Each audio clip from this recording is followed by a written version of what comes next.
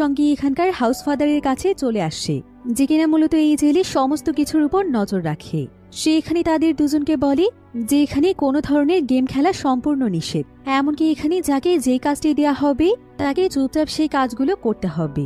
কাজের সময় একে অপরের সঙ্গে কোনো কথা বলা যাবে না, আর যদি কেউ এই রুলসগুলো ভঙ্গ করে তাহলে তার জন্য রয়েছে কঠিন শাস্তি। এবার টম এখানে তাদের দুজনকে দুটো কোড নেম দিয়ে দেয়। তো এখানে এভারের কোড নাম্বার দেয়া হয় C5 আর আর্লিনের কোড নাম্বার দেয়া হয় C9। এরপর তাদেরকে একটি রুমের মধ্যে নিয়ে গিয়ে তাদের চুল কেটে ফেলা হয় এবং তাদেরকে একদম কয়েদিদের মতো বানিয়ে দেয়া হয়।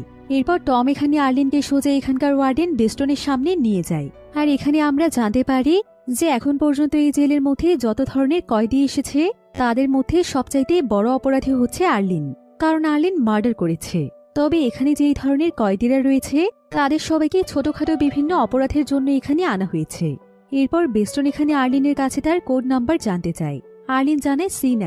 বেস্টন তখন তাকে বলে, তোমাদের সি গ্রুপের যত কয়েদি রয়েছে তাদের সবাইকে দেখাশোনার দায়িত্ব এখানকার সবচাইতে পুরাতন কয়েদি অলিভকে দেওয়া হয়েছে। তাই অলিভ তোমাদেরকে যেভাবে পরিচালনা করবে তোমরা ঠিক সেভাবেই চলবে। আজ থেকে অলিভ তোমাদের লিডার।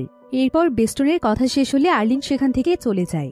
এবার পরের দিন সকালবেলা দেখা যায় সেখানকার একজন গার্ড সমস্ত কয়েদিদেরকে বাইরে এনে লাইনে দাঁড় করিয়ে দেয়, আর সেখানে তাদের সবাইকে এটা বুঝিয়ে দিচ্ছিল যে কাকে এখানে কোন কাজটি করতে হবে।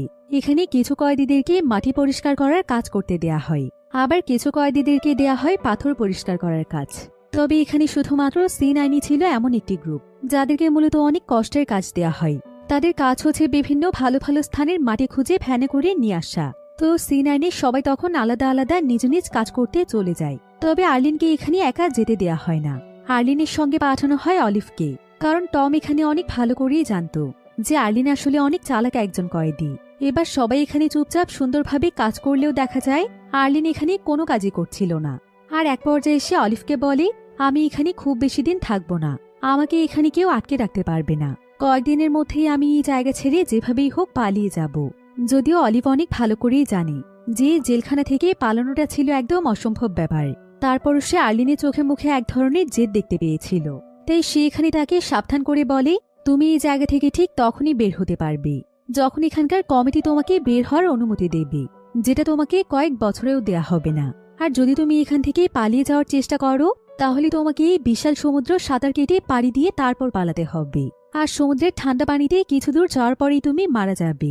এমনকি এই দ্বীপের আশেপাশে কোথাও কোনো বোটও নেই যেটার মাধ্যমে তুমি এখান থেকে পালাবে। তাই এখান থেকে পালিয়ে যাওয়ার ব্যাপারে চিন্তাও করো না, কারণ এটা করলেই তোমার মৃত্যু নিশ্চিত। তবে আর্লিন এখানে অলিভকে আর তার কথার কোনো উত্তর দেয় না।